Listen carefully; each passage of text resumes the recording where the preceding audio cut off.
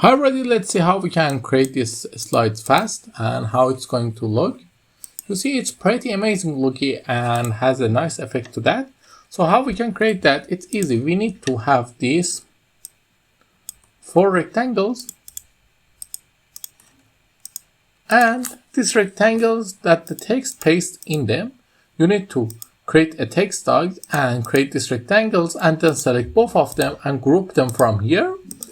And then everything is done. Now you need to add 2 circles. These 2 circles need to has the slide background fill. Then you can copy that and then bring these things here and then do the same things until the end. And the pretty same, all the slides are going to look as amazing as possible. But there is a trick.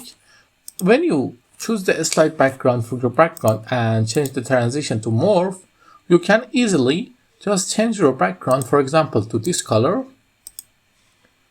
or the black one always look great, and have the effect also, you see.